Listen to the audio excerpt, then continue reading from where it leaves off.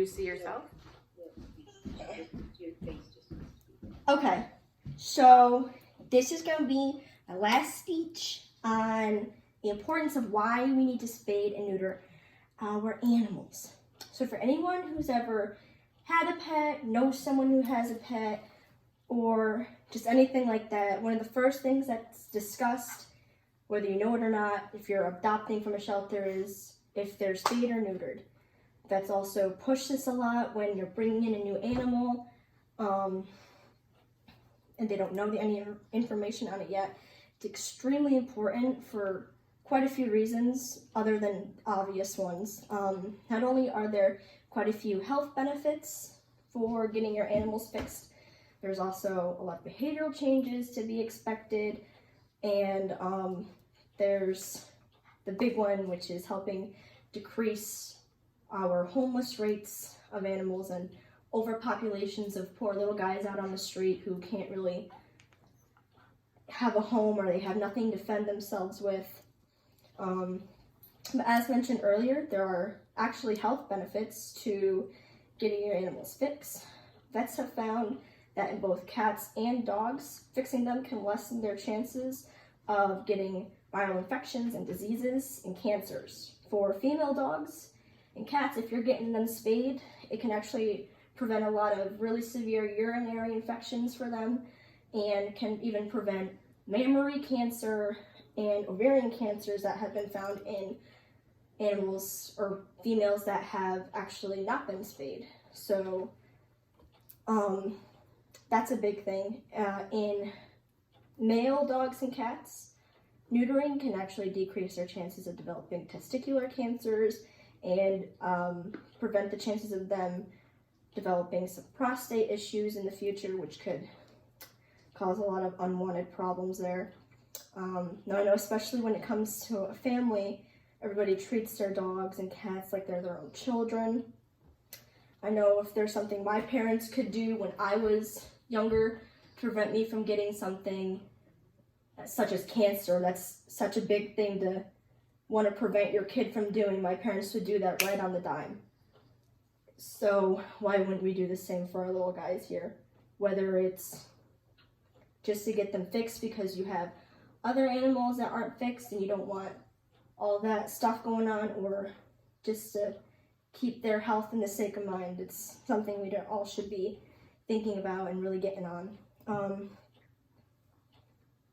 So it's also been proven that fixing your animals can have them have a much longer life, because now it's preventing all of these horrible things that can happen in the future to them. So why wouldn't we want to spend a couple extra years with our furry babies and our little companions here on the side? Before anybody fixes their animals, they may notice a lot of behaviors in them that they don't like. I know for us, I have a pug. He still to this day a little bit likes to pee on everything. He likes to mark his territory, and it's not a fun thing to clean up. So it's actually, when you get your dogs and cats, male or female, spayed and neutered, it helps fix a lot of these behaviors that you're seeing that you don't really want to deal with anymore. Getting females fixed will stop them from going into heat. When a cat goes into heat or a dog goes into heat, it makes everybody in the house go crazy, whether they're fixed or not.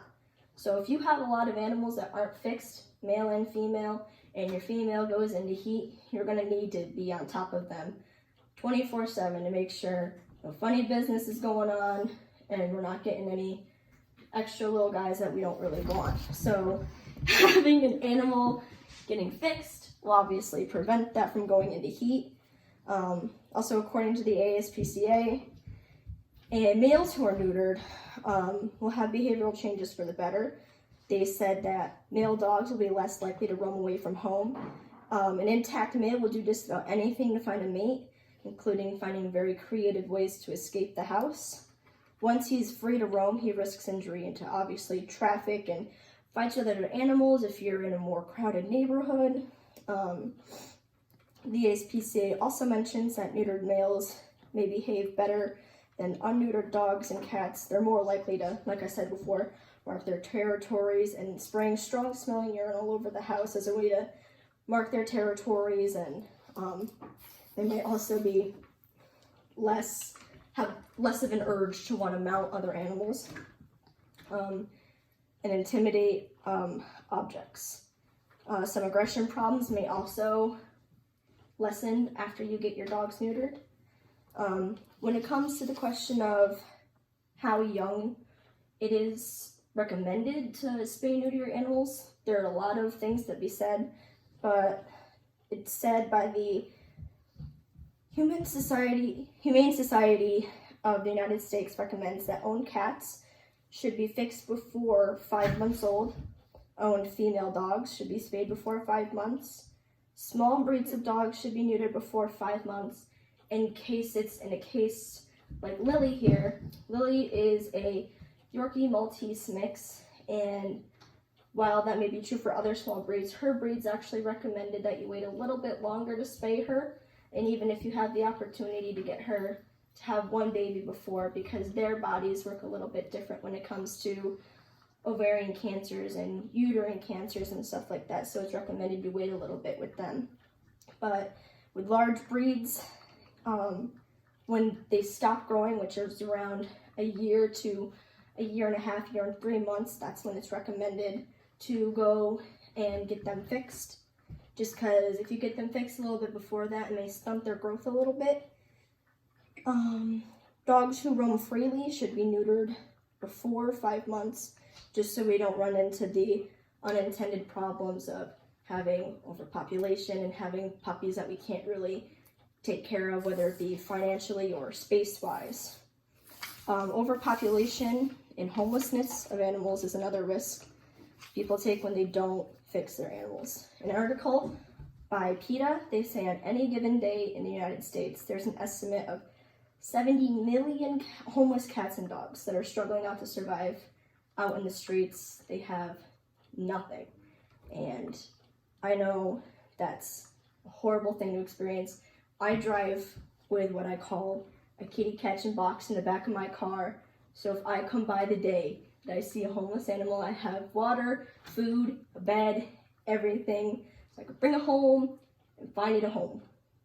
And I know there are a lot of low-cost spay and neutering facilities that are starting to become more popular because it used to be a very expensive thing to do and get done in the past, but people are finding ways to make it a little bit cheaper for us. This is a matter that a lot of people overlook and something that we shouldn't. And to end this, I just want to share a couple stories on some of the animals that I've rescued myself. Some I've kept, some we have found and we've given them to very close friends and family. So I'm going to start off with Maggie. Maggie was a really, really skinny cat. We heard her meowing out in our garage one day, and there was just this tiny little thing, skin and bones. I ran a flea pick through her, and she was so skinny that my pick was getting caught in her bones. I looked at her feces. There was everything from cigarette butts to plastic in there because she just had nothing to eat out there. We don't know how long she was stuck out there in the woods, roaming the roads. But we found her forever home with one of my mom's very close friends, and now she's one of the biggest cats in the house. I have 2 little kittens. They're about a year and a half old. Their names are Bear and Nala. My dad was out on state hunting grounds, and he heard little baby kittens meowing out from the middle of the woods, and he went out there, and there was a whole family of babies out there. And we managed to catch 2 of them, and what my mom thought was going to be fostering those kittens actually turned out to be us adopting them. And my last little tidbit here is we got Lily. She is our newest addition to the family. She came from a borderline puppy mill, and when we picked her up, she came from a van that had no heat in the middle of winter, barely ran, and she came to us smelling awful. She was soaking wet and shivering. She had fleas all in her, and she was so skinny and malnourished to the point where she's as tiny as she is now. We saved her other brother who was from the same litter, and he's about 3 times her size. She's only 5 pounds and her brother's about 12-ish.